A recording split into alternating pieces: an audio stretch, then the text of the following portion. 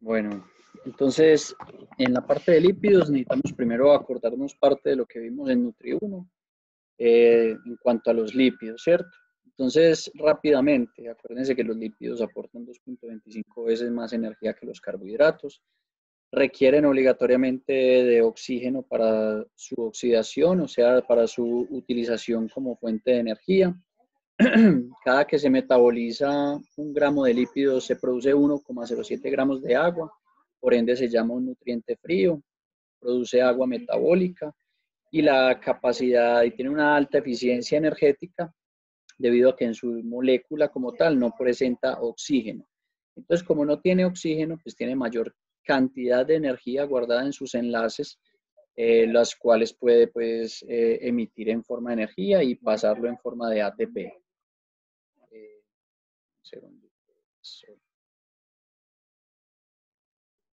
Listo. Entonces, eh, las funciones ustedes ya las saben, ya las vimos bastante. Acuérdense de qué se compone un triglicérido. Un triglicérido tiene un componente de glicerol, que ese glicerol lo vamos a tener muy en cuenta porque entra por allá por gliceraldehído 3-fosfato y ese gliceraldehído 3-fosfato puede ir a formar tanto glucosa como formar un piruvato, ¿cierto? Entonces acuérdense, cuando ahorita veamos el gliceraldehído se va a dar cuenta que ese gliceraldehído puede formar fácilmente glucosa y es el único compuesto lipídico pues, que está entre los lípidos que puede formar glucosa, es el glicerol, ¿cierto? Los ácidos grasos libres recuerden que no pueden formar glucosa, ¿cierto? Entonces acuérdense que las proteínas forman carbohidratos y lípidos y los carbohidratos forman lípidos, pero los lípidos a su vez no forman ni carbohidratos ni proteína, o sea, es el final de todo lo que, todo termina en ácidos grasos. O sea, todo el exceso que no se utilice en forma de energía va a terminar en ácido graso o tejido adiposo, que en el mismo tejido adiposo vuelve y coge ese ácido graso libre, se junta con el glicerol y forman triglicéridos. ¿Cierto? Que esos triglicéridos van a estar viajando por todo el torrente sanguíneo, van a estar en el tejido adiposo. Y el adipocito, que es la célula que almacena ese tejido adiposo, pues tiene la facilidad de producir bastantes triglicéridos. Ahorita vemos cómo. Listo. Muy bien. También tenemos el colesterol. El colesterol también, pues principalmente proviene de lo que se consume, pues el animal. Entonces la mayoría de colesterol es proveniente del alimento, pero también el hígado tiene la capacidad de producir colesterol. Y ese colesterol tiene unas ventajas, pues es muy importante porque el colesterol a, a, o sea, hace parte, por ejemplo, de todas las hormonas esteroideas. Entonces el colesterol es un precursor necesario que haya en el cuerpo. Sin embargo, miren que nosotros hablamos, pues se escucha mucho hablar de los problemas del colesterol a nivel de salud, y es porque el colesterol no tiene muchas formas de salir del cuerpo. ¿Cierto? A medida que se va almacenando, él no tiene la forma de salir del cuerpo fácilmente. ¿Por qué? Porque el colesterol no se utiliza como fuente de energía. Pues sí se puede utilizar como fuente de energía, pero no es la ruta metabólica común, ¿cierto? Entonces el colesterol se utiliza o en hormonas esteroideas, en algunos tejidos pues dentro del cuerpo y se produce mucho para los ácidos biliares, ¿cierto? Para la producción de ácidos biliares que recuerden que son producidos por el hígado y que recuerden que sirven para la emulsión de las grasas. Esos ácidos biliares, por ejemplo, un poquito de las células de descamación, un poquito de los ácidos biliares y lo que sale en las heces son las únicas tres formas de sacar colesterol del cuerpo, ¿cierto? Vuelvo y repito, el colesterol se queda en el cuerpo muy fácil y se va almacenando. Y entonces, ¿por qué? Porque no tiene por dónde salir, solamente sale por células de descamación, que es muy poquito, por los ácidos biliares, y la tercera, pues por las heces, pero por las heces no porque lo sacó del torrente sanguíneo, sino porque simplemente lo que no se absorbió del alimento.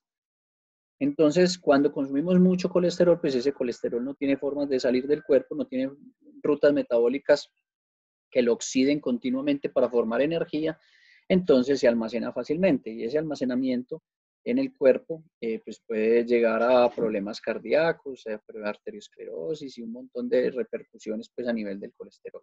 Y por eso cuando ustedes van al médico les miden el colesterol. ¿Listo? Entonces, Ojo con eso. Listo, recuerden un poquito cómo es que es un... Un poquito esto, a ver si se deja mover un poquito más. Aquí abajo. Acuérdense de los ácidos grasos, ¿cierto? Entonces, ¿qué ácidos grasos hay mucho? Ahorita vemos la lista. Y acuérdense que tienen una terminal de un grupo carboxilo y otro un grupo metilo.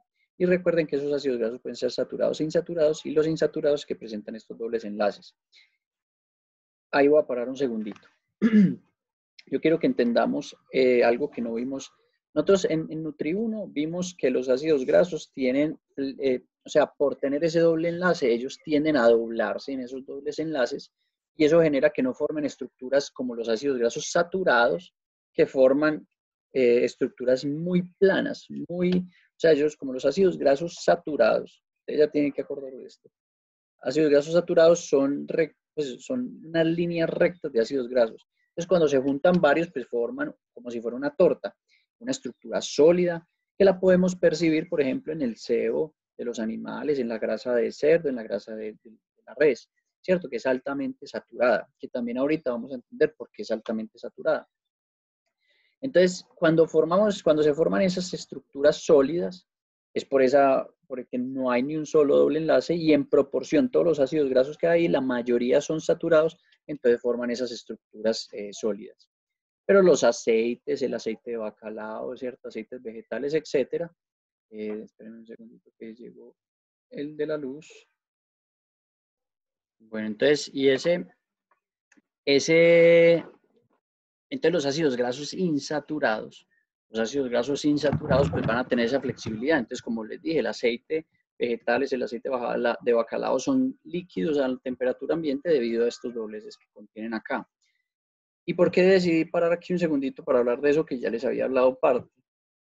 Es porque en esto hay demasiada, o sea, hay un tema de enriquecimiento de los productos agropecuarios a partir de ácidos grasos insaturados, donde hay una industria muy grande sobre eso. Entonces, en estos intentan, por ejemplo, hacer el queso, el huevo, la leche, la carne de cerdo, la carne de ovino, la intentan enriquecer con ácidos grasos insaturados que tienden a ser mejores para la salud para gente con dietas altas en ácidos grasos saturados. Por ejemplo, Latinoamérica, ¿cierto? La mayoría de carne pues proviene de res y de cerdo, ese es como el consumo máximo, ¿cierto? Entonces nosotros tenemos altas cantidades de ácidos grasos saturados en nuestras dietas y por ende debemos consumir más insaturados para generar un balance que sea bueno pues, en términos de salud. Y se dice que es bueno ese balance es porque uno no necesita ni muchos insaturados ni muchos saturados, sino un buen balance, porque los insaturados generan todas las paredes vasculares y acuerde que todas las paredes de las células es una membrana fosfolipídica y ese fosfolípido es una cabecita de fosfato con dos ácidos grasos. Y esos dos ácidos grasos pueden ser saturados o insaturados.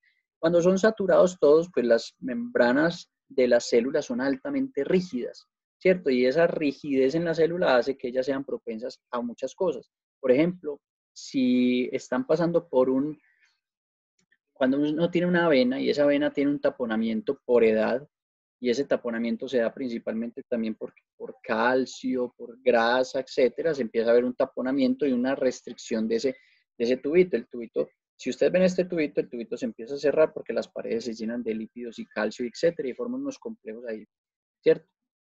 Que es como esa arteriosclerosis. En el momento en que tenemos células muy rígidas, ellas empiezan a pegarse de ahí y esas células forman un trombo y esos trombos matan gente, ¿cierto? Entonces, cuando las células son un poco más flexibles, ellas tienden a deformarse y pasar por ahí. Pero también vemos el otro caso, si esos ácidos grasos de cada fosfolípido, de esa membrana bilipídica de las células, son completamente insaturados, pues ya es demasiado flexible la célula y eso también le va a dar unas características no muy buenas, de que ya son muy flexibles y al ser tan flexibles, pues van a permitir, por ejemplo, el paso de algunas sustancias, no van a mantener esa turgencia y también es un problema, ¿cierto? Por ejemplo, lo dicen mucho, cuando una persona tiene alto consumo de ácidos grasos insaturados, pues tiende a coagular mucho más lento, por eso exactamente eso mismo. Entonces, Y la otra es que entonces teniendo en cuenta esos ácidos grasos y ese balance que se debe tener, pues en las dietas de Latinoamérica, Estados Unidos, incluso en Europa en muchas partes, se busca por ejemplo, te tomes la leche y esa leche contenga altas cantidades de ácidos grasos insaturados. Pero entonces, ¿dónde se han hecho estos estudios? Pues estos estudios o estas mejoras o este, este mejoramiento del subproducto agropecuario, como leche, queso, huevo, etcétera, se logra bien es en los monogástricos, ¿cierto? ¿Cómo así que en los monogástricos? Si yo la dieta de un cerdo la, la lleno de ácidos grasos insaturados, es decir, en vez de darles aceite de palma, sino que busco, por ejemplo, aceite de girasol o aceite de soya, etcétera. Estos aceites van a darle al animal que todos esos ácidos grasos insaturados se entren al torrente sanguíneo y entonces se depositan en el tejido que es. Entonces ahí hay unas ventajas y unas desventajas, sobre todo cuando hablamos de cerdos. Entonces si hablamos de cerdo, se ha intentado hacer carne de cerdo rica en ácidos grasos insaturados y lo logran, ¿cierto? O sea, si usted le da aceites a los animales, el animal logra incorporar muchos de esos ácidos grasos insaturados en la carne y en el mimito y en el chicharrón, ¿cierto? Pero hay veces es bueno, hay veces es malo. Entonces, cuando tenemos los ácidos grasos insaturados, tienen un punto de fusión muy bajo, es decir, ellos es muy alto. Entonces, ellos se demoran mucho para fusionarse y formar algo sólido. Y eso entonces hace que ellos sean muy fáciles de transportar por todo el torrente sanguíneo y por el músculo, etcétera. Entonces, cuando se da ácidos grasos insaturados, ¿cierto? Al cerdo se incorpora más grasa intramuscular, ¿cierto? Más grasa intramuscular, que es un efecto beneficioso cuando vamos a hablar de calidad de carne, ¿cierto? Marmoreo, marmoleo, como le quieran decir. Esa grasa intramuscular ahí es muy bueno. Sin embargo, cuando se dan altas cantidades de ácidos grasos, pues la grasa del cerdo pierde la consistencia que tiene y que todos conocemos, que es una consistencia dura, de la que conocemos en el chicharrón. Entonces, cuando vemos esa consistencia dura, la vamos a encontrar mucho más flexible, mucho más aceitosa. En el momento en que lo ponemos en la parrilla, pues va a liberar mucho más de esos ácidos grasos porque a unas temperaturas como las de una parrilla, pues esos ácidos grasos van a ser altamente líquidos y se van a salir muy fácil de ahí. Y la otra es que no da la consistencia que nosotros esperamos de la carne, ¿cierto? Entonces ahí tiene que encontrarse un balance para ese enriquecimiento, pero cuando se enriquece demasiado con ácidos grasos insaturados, pues tiende a que la carne incorpora más grasa intramuscular, pero no tiene la consistencia deseada, ¿cierto? Entonces, por ese lado, ¿cierto? Cuando intentan con huevo, también el huevo se ha logrado enriquecer. Hay gente que ha utilizado pues la harina de pescado y ya a varios les he comentado que cuando se incorpora altas cantidades de harina de pescado el huevo sale pues muy rico en ácidos grasos insaturados, sin embargo sale sabiendo a pescado. Entonces uno tiene que ser muy cuidadoso con eso también, ¿cierto? Y cuando se incorporan ácidos grasos insaturados, sí se logra incorporar bastantes de estos a nivel de la yema, ¿cierto? Porque la yema es la parte lipídica del huevo. Pero cuando hablamos de rumiantes, entonces cuando vamos a hablar de leche, mantequilla, carne de res o carne de caballo, perdón, de carne de búfalo, pues ahí nos vamos a dar cuenta que no logramos casi incorporar estos ácidos grasos insaturados en ellos, ¿cierto? Y eso es por un proceso que ahorita vamos a ver que se llama la biohidrogenación.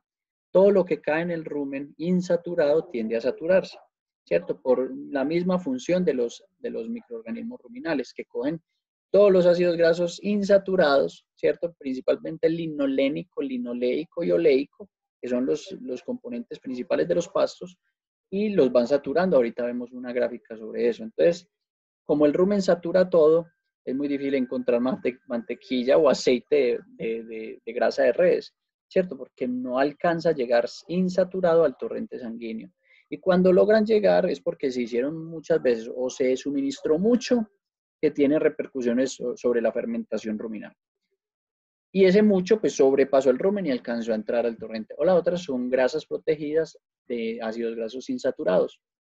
Pero los costos muchas veces no equiparan el aumento de la calidad o el precio de la venta final pues, de ese subproducto. ¿Listo? Entonces, para que tengan eso en cuenta. Sigamos, acuérdense, miren, estos son los ácidos grasos que yo les digo que hay que tener mucho cuidado. Acuérdense, acético, propiónico y butírico. Aquí no sale el propiónico, que es 3. Aquí están de 2 en 2. ¿Por qué? ¿Y por qué digo que de 2 en 2? Porque de 2 en 2 es que se forman los ácidos grasos en los animales, ¿cierto? Ahorita lo vamos a ver. Ahí acuérdense muy bien del palmítico, del palmitoleico, esos que tienen 16 carbonos. ¿Y por qué les digo que son muy importantes? Pues uno, porque es un constituyente, es un ácido graso que tiene altas proporciones, el aceite de palma, ¿cierto? Y el aceite de palma es la fuente energética lipídica más utilizada en animales.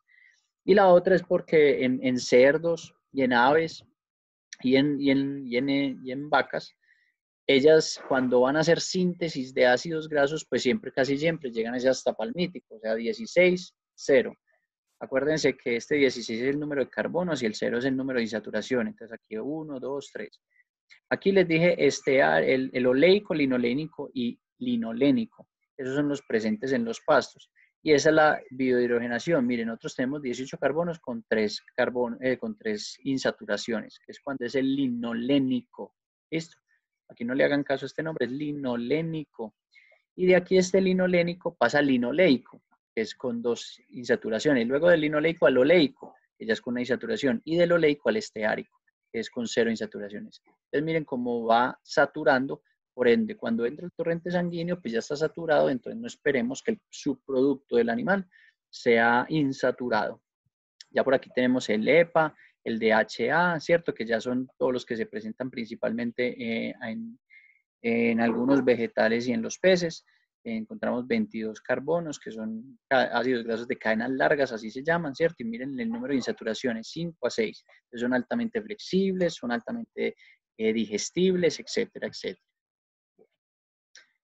Los cis y los trans, eso ya lo saben. Nomenclatura no nos vamos a entrar.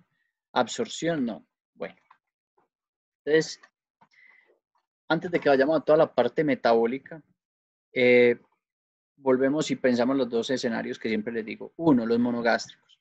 Entonces, ¿cómo es con un monogástrico? Acuérdense que el monogástrico se come los lípidos. En algunos está presente la lipasa lingual. La lipasa lingual empieza una degradación de los lípidos, pero es muy poca porque el tiempo que está en contacto con esta enzima es muy bajo. Llega al estómago. En el estómago no pasa absolutamente nada con los lípidos.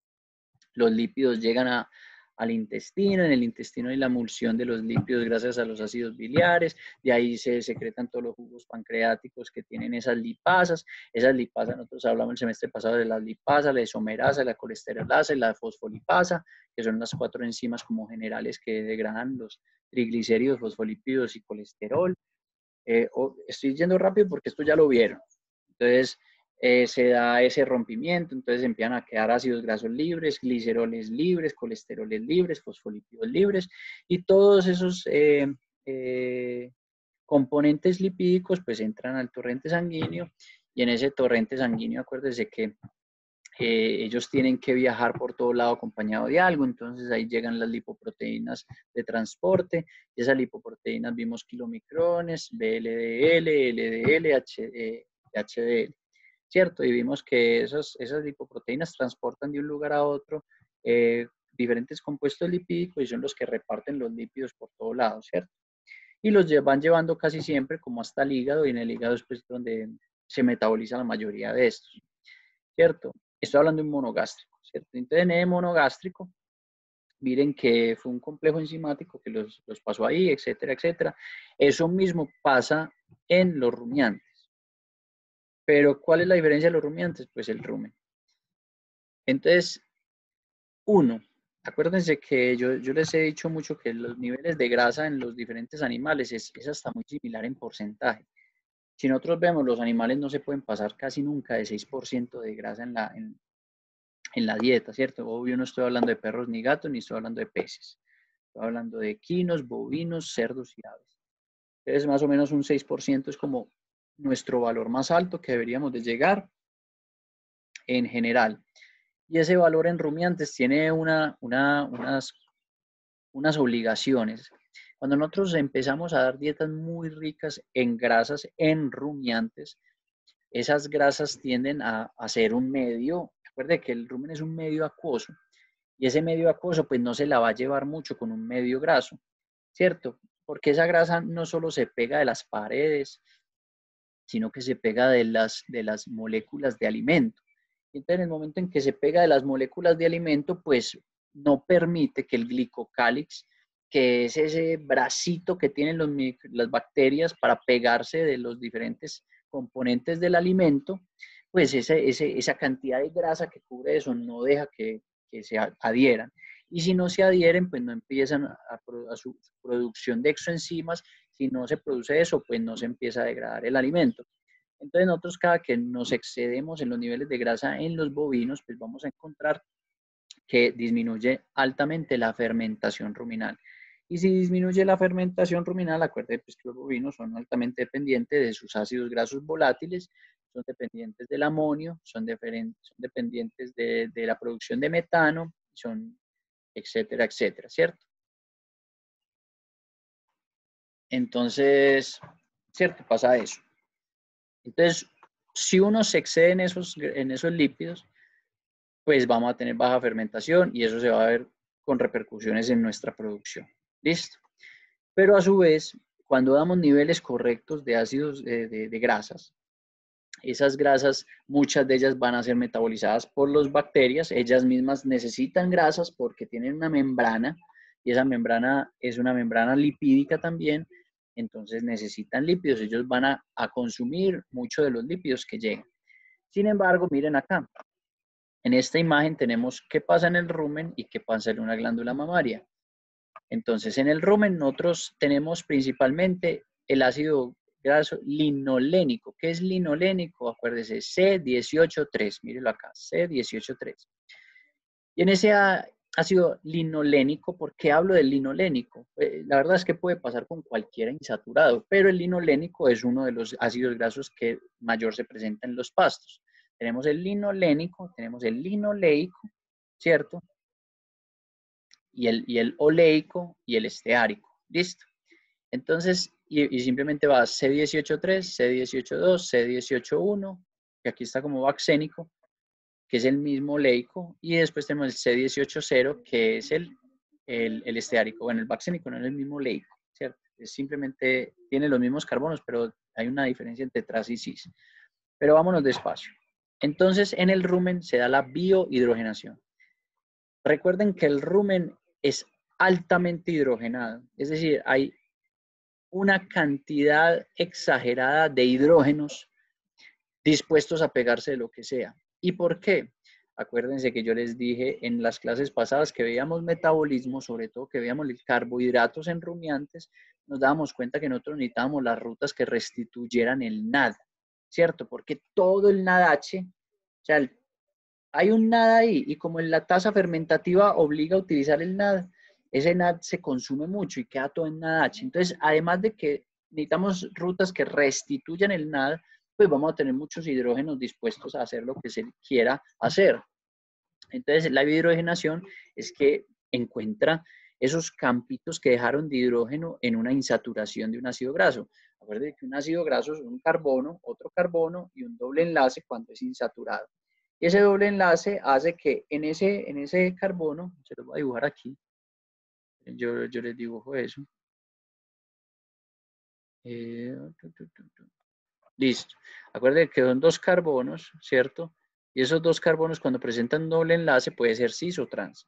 Y lo que indica esa insaturación es que puede ser cis cuando tiene solamente dos hacia arriba o trans cuando maneja uno, ¿cierto? Y un trans que es uno arriba y uno abajo.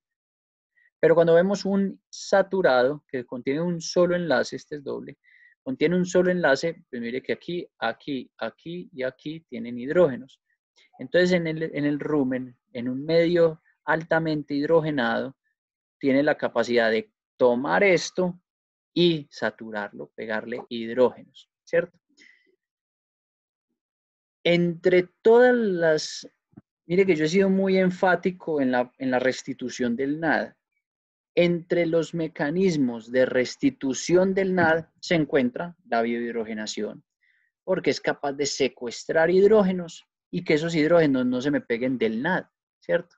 Acuérdense que nosotros tenemos un NAD que es lo que queremos. ¿cierto? Pero casi todo está en NADH por culpa de la fermentación, ¿cierto? Esta incorporación de hidrógenos acá, pues también es un restituyente del NAD. ¿Listo? También es un secuestrante de hidrógeno. Y no solamente por ese lado, también acuérdense que es el metano. El metano es CH4. Y el metano, pues las metanógenas, esas arqueas que ya les hablé, van a producir metano. Y si yo a través de la biodihidrogenación me le robo los hidrógenos, se produce menos metano. Entonces, si se produce menos metano, pues tenemos un efecto benéfico sobre el ambiente. Entonces, hay muchos estudios donde utilizan los ácidos grasos insaturados como un medio de disminución de producción de metano. Pero entonces, para que le vayamos echando lógica, ¿listo? Entonces, miren qué es ese proceso de biodihidrogenación. Ese proceso de biodihidrogenación se trata de esto. Tenemos, acuérdense que naturalmente, o sea, una planta no tiene por qué estar haciendo ácidos grasos insaturados trans. Acuérdense que los ácidos grasos trans aparecen es por procesos de fermentación, por procesos de sobrecalentamiento, pero normalmente no los encontramos en la naturaleza así como así. Tiene que haber es un proceso de fermentación como precisamente el rumen. Entonces, miren, nosotros tenemos un ácido linolénico donde tenemos cis9, cis12, cis15, ¿cierto? O sea, un doble enlace en el 9, en el 12, en el 15 y todos son cis. ¿Por qué? Porque proviene de la naturaleza. En el momento en que llega al rumen, y miren que el rumen está lleno también de enzimas que llaman unas hidrogenasas, ¿cierto? Unas hidrogenasas. Entonces, ¿cómo así? Esas hidrogenasas lo que están haciendo es con ese ácido linoleico, miren, uno, tiene las mismas tres insaturaciones, mire, cis9, trans11, cis15. Pero ¿qué hizo esa isomerasa? Esto es una isomerasa. Qué pena que me confundí acá. La isomerasa, como se los enseñé en la parte de lípidos, es la que cambia de lugar. ¿Sí se acuerdan de eso? Cuando hay un triglicérido, las lipasas en los extremos y la isomerasa cambiaba de sitio. Esta isomerasa también lo que hace es cambiar de sitio. Nosotros teníamos un cis9, un cis11 y un cis15. Y en el cis12, que lo teníamos así, vea, teníamos un carbono el 11 y un carbono el 12, ¿sí o no? Y teníamos un doble enlace y lo teníamos así, vea, un cis. ¿Y qué hizo este? ¿Qué hizo este? Cogió este y lo pasó para acá. Sí, tin, tin. Eso. Tomó el cis12, perdón, y lo cambió acá. Me equivoqué yo aquí. Qué pena. Borrador. Eso. Teníamos el cis, mírenlo acá. ¿Qué hizo? Tomó este y lo pasó por acá por abajo. Entonces, ¿cómo me quedó? Me quedó un trans, ¿cierto? Entonces ya no quedó un cis 12, sino que me quedó un trans 11. Y en el momento en que queda un trans 11, vea, cis 9 trans 11, mire que todavía es un C18-3. Ese trans 11 va a tomarlo una hidrogenasa y mire, la hidrogenasa lo que hace es quitarme ese trans. Perdón, quitarme el primer cis. Listo. Vuelvo y repito. La isomerasa me toma de este cis 12, perdón, me cambia un hidrógeno de arriba hacia abajo y me lo deja trans. Y en el momento en que lo dejo trans, agarro una hidrogenasa y tomo este cis y me lo eliminó. ¿Cómo así que me lo eliminó? No es que lo sacó de ahí, sino que me lo saturó. ¿Cómo así que me lo saturó? Este era un cis que tenía dos hidrógenos para arriba. ¿Y qué hizo? Con esa hidrogenasa me le pegó otros dos hidrógenos acá. ¿Listo? Entonces me lo saturó. Entonces, ¿en quién me quedó? ¿En qué me quedó? Vea, esto es un 2. Trans 11 cis 15 C2. ¿Listo? C2. Muy bien. Y luego también me lo puede agarrar otra hidrogenasa, mire, otra hidrogenasa, y me lo puede pasar a trans 11, ¿cierto? Que ese se llama el ácido baxénico, que ahorita hablamos de él un poquito. Entonces, mire, me lo deja trans 11 ya con uno. Y luego me lo agarra otra hidrogenasa y me lo dejan esteárico, que ya es C18. Listo. Entonces, miren cómo va agarrando el linolénico y me lo va pasando de 18.3, 18.2, 18.1, 18.0 y me lo saturó. Me lo dejó con 0 insaturaciones. Listo.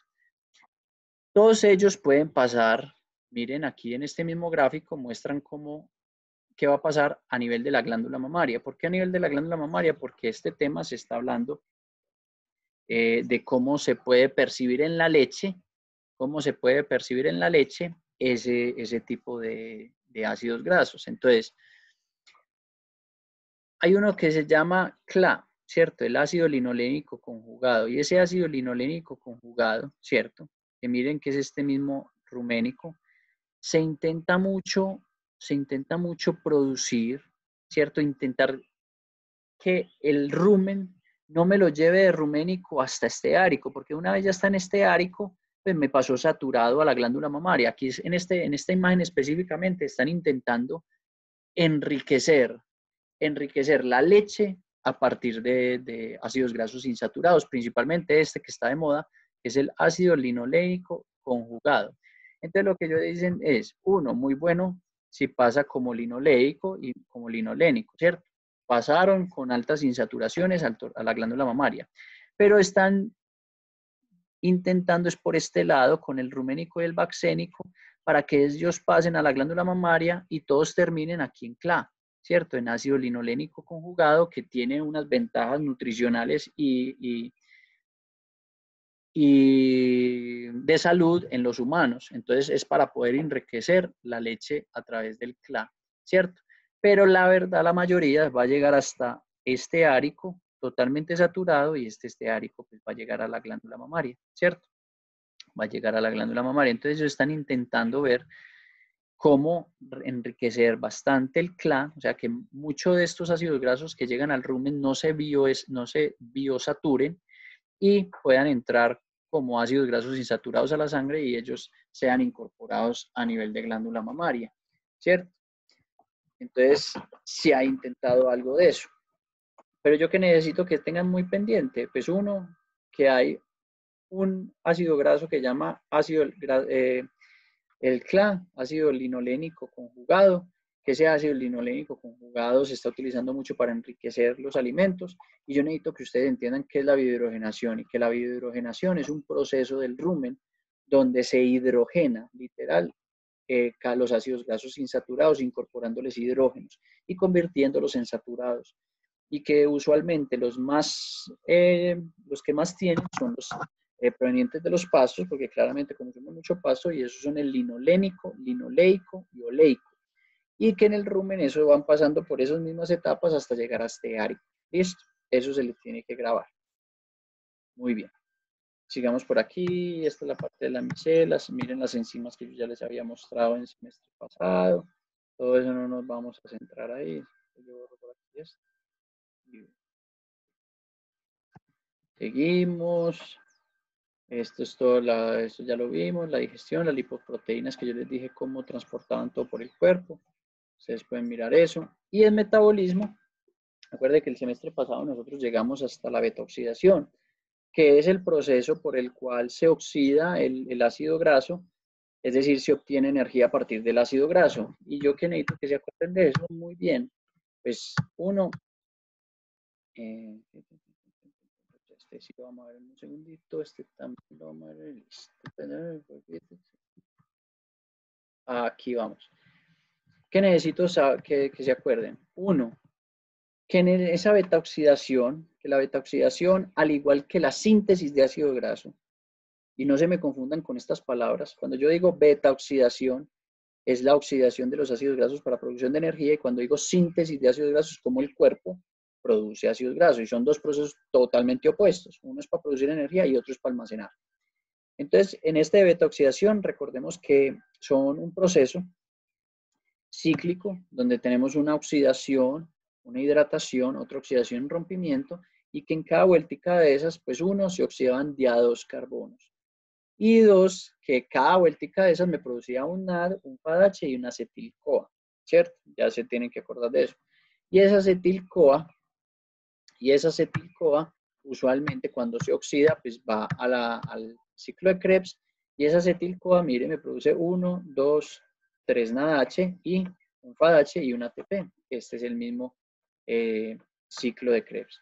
Y en el ciclo de Krebs, aquí ahorita vamos a centrarnos mucho en esto. Uno, acuérdense que un piruvato da y se transforma en acetil-CoA. Y ese acetil-CoA en la parte de lípidos va a ser muy importante. Esta acetil-CoA Acuérdense que yo lo hablo siempre como si fuera el centro del universo metabólico, es decir, todo termina en acetil-CoA. ¿Y por qué todo termina en acetil-CoA? Porque el acetil-CoA al fin y al cabo es el que define para dónde van las cosas. ¿Cómo así me explico? El acetil-CoA, si hay exceso de acetil-CoA, el cuerpo dice, venga, ¿cómo así? ¿Por qué hay tanta acetil-CoA? Entonces, ¿yo qué voy a hacer con eso?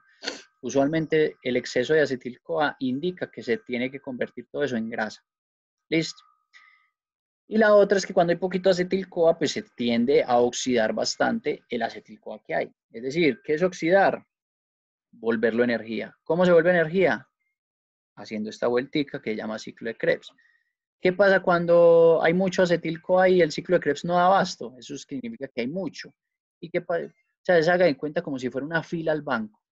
Esa fila al banco, todos estos van a ser un montón de acetil-CoAs así haciendo fila, ¿cierto?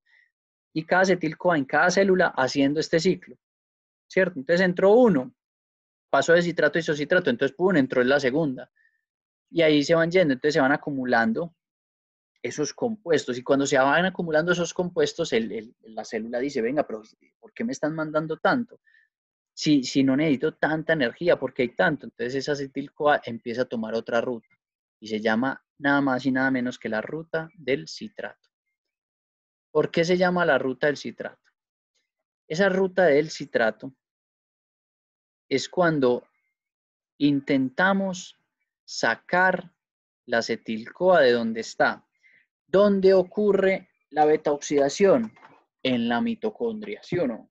No nos podemos desubicar con eso. La beta-oxidación ocurre en la mitocondria. Entonces, ¿qué es uno de los productos de la beta-oxidación? Acuérdense, un NAD, un FAD y una acetil-CoA. Y esa acetil-CoA, ¿cierto? Esa acetil-CoA, mírela acá, esta es una de ellas, tiene que hacer este ciclo, ¿cierto? Hace este ciclo para oxidarse. Pero cuando hay exceso, esta acetil-CoA dice, no, yo para qué voy a hacer el ciclo de Krebs, pues es que no me están diciendo pues que hay exceso de esto, que no necesitamos más energía. Entonces ella se va de aquí para afuera. Este citrato tiene una capacidad de entrar y salir fácilmente de la mitocondria. ¿Cuáles son los dos compuestos que pueden entrar y salir fácilmente de la mitocondria? Mire, citrato y oxalacetato.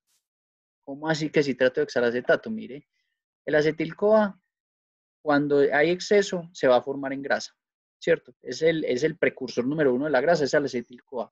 Cada vez que ustedes le dicen acetil-CoA, ustedes digan, uy, ¿hay o no hay energía? Dicen, hay energía, la acetil-CoA se convierte en grasa, punto. ¿Por dónde sale? Sale por el citrato. Porque el citrato, ¿qué puede hacer? Salir de la mitocondria al citoplasma. ¿Sí o no? ¿Y de dónde se da la síntesis de ácidos grasos? En el citoplasma. Vuelvo y repito. Si hay exceso de acetil-CoA, el cuerpo vuelve esa acetil-CoA ácidos grasos. ¿Dónde se da la síntesis de ácidos grasos? En el citoplasma, ¿cierto? ¿Dónde se da la beta-oxidación? En la mitocondria.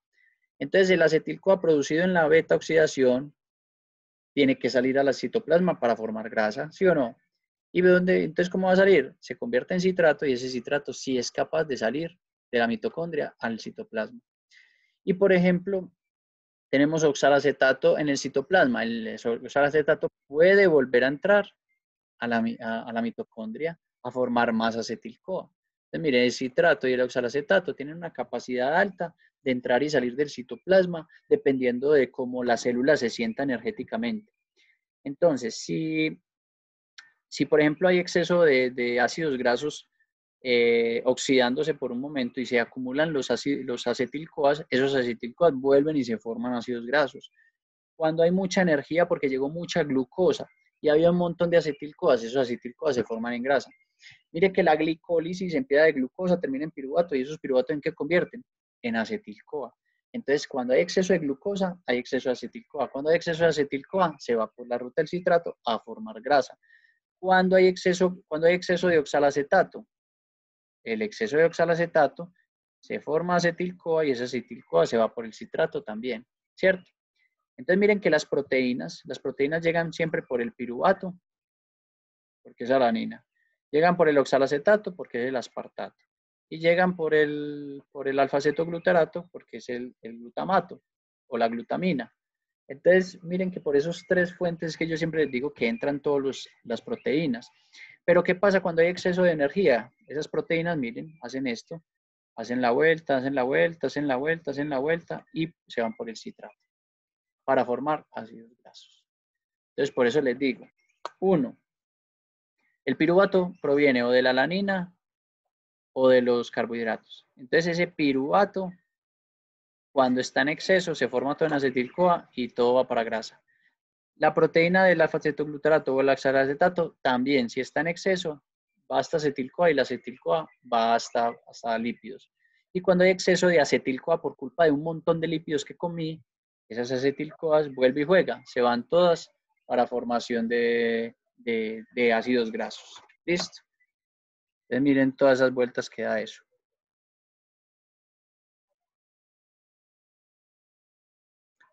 Borro esto, sigamos. Entonces también tienen que acordarse ya cuando ustedes, a manera de que sepan cuánta es la capacidad de producción de ATP de un ácido graso, pues ahí está que un FADH produce 1.5, una H2.5 y una acetil-CoA, como entra el ciclo de Krebs como les mostré, produce 3 nada, un FA y un ATP. Pero todo esto es en pro a formar energía, es decir, siempre que está pasando una beta-oxidación es porque hay necesidad energética con presencia de oxígeno, porque la beta-oxidación necesita oxígeno, como se los mostré al principio de clase. Listo. Este ya la suma todo, pues ya ustedes tienen estas presentaciones incluso. Esto es cuánto, por ejemplo, uno de 18 carbonos, cuánto me da, que me da un neto de 120 ATPs. Listo.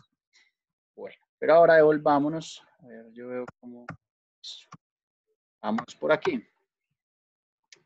1. Habíamos dicho que el glicerol es la porción de un triglicérido que tiene la capacidad de formar glucosa, ¿sí o no? Entonces miren acá por dónde es que entra eso. Acuérdense de la glicólisis.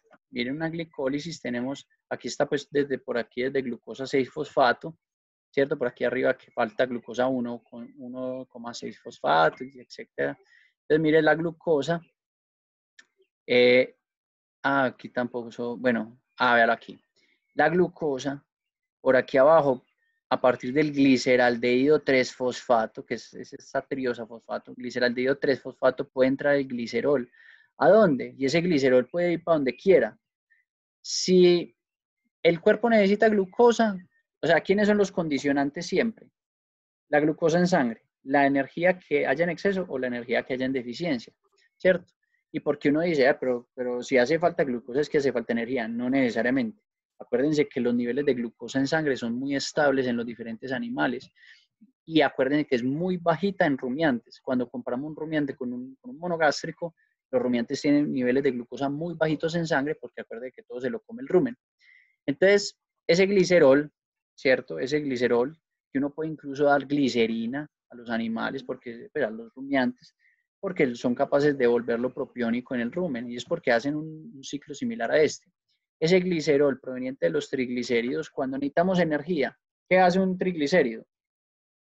Quita los 3 ácidos grasos, esos 3 ácidos grasos se van para beta-oxidación, y quedó el glicerol por ahí volando. Ese glicerol entra a la célula y forma, por ejemplo, glucosa si necesita glucosa, o forma acetil-CoA si necesita acetil-CoA. Entonces puede ser para formación de glucosa y almacenarse, o para formación de glucosa y utilizarse, o para formación de acetil-CoA y almacenarse, o para la formación de acetil-CoA y utilizarse en forma de energía, ¿cierto? Mire que ya nos estamos centrando como en varios puntos. Los puntos importantes son siempre glucosa, piruvato, acetil-CoA, alfa-cetoglutarato, oxalacetato, y ahí están, ¿sí o no? Y el gliceraldehído 3-fosfato. Ahí no los vamos. Cuando hagamos el resumen de esto juntos, integremos todos los procesos metabólicos, nosotros lo que vamos a hacer es que vamos a poner una glicólisis y un ciclo de Krebs completico. Y empezamos a bombardear esas rutas metabólicas a partir de los 3 nutrientes y del estado fisiológico del animal. Listo. Bueno. Listo. Entonces ese glicerol, miren cómo entra. El glicerol entra rapidito por el glicerol 3-fosfato, ¿cierto? Glicerol 3-fosfato y al fin, ¿qué me va a formar? gliceraldehído 3-fosfato. Qué pena. Ese gliceraldehído 3-fosfato, acuérdense que cuando entra una glucosa, esa glucosa va bajando y llega un momento donde se me separa en dos, ¿cierto? La glicólisis. Por aquí no tengo una glicólisis. Bueno, ¿cierto? Tiene esa glicólisis, se separa en dos y en esos dos uno es gliceraldehído 3-fosfato, ¿cierto? Y en el otro es la dihidroxiacetona. Entonces, mírelo acá como un glicerol 3-fosfato se me separa en dos, ¿cierto? Mírelo acá, se me separa en dos triosas, es decir, en dos compuestos de 3 carbonos cada uno, que eso es lo que pasa cada que haya una glucosa. Y ese gliceraldehído, qué pena, ese gliceraldehído 3-fosfato, mire, puede hacer gluconeogénesis, es decir, formar glucosa a partir del glicerol, o puede utilizarse en forma de energía, echando para abajo. Listo. Bueno.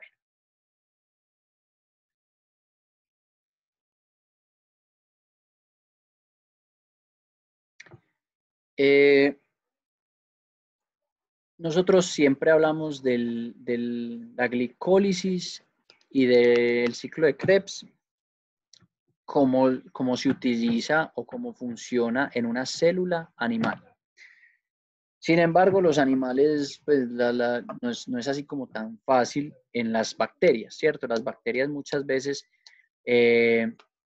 es muy diferente cómo utilizan pues los diferentes carbohidratos y los diferentes lípidos y las diferentes proteínas, cómo las utilizan en su metabolismo, ¿cierto? ¿Y qué traigo con estas representaciones? Yo no quiero que se aprendan el metabolismo de todas las bacterias, porque no lo sabe nadie. Pero sí quiero que entiendan que ese metabolismo del ciclo de Krebs y la glicólisis es similar en las bacterias, pero hay veces se saltan algunos pasos. ¿Listo? Entonces, ¿por qué quiero eso? Porque miren, si nosotros miramos qué tiene, por ejemplo, qué tiene el pasto, miren, nosotros tenemos la pared celular y esa pared celular puede entrar perfectamente por aquí, por las hexosas o incluso por las pentosas, que acuerden que son monosacáridos de 5 carbono, ¿cierto? Entonces, mire las hexosas como pueden estar por aquí formando la glucosa, pero las pentosas también pueden entrar en este ciclo y formar energía para las diferentes bacterias, ¿cierto? También quiero que miren acá, por ejemplo, qué pasa con el glicerol, como entra por el gliceraldehído 3-fosfato, eso es importante. El fosfonolpiruvato, nunca me lo olviden porque el fosfonolpiruvato tiene esta conexión directa con el oxalacetato que tanto se les ha mencionado, que hace que el oxalacetato se vuelva un precursor, por ejemplo, de glucosa.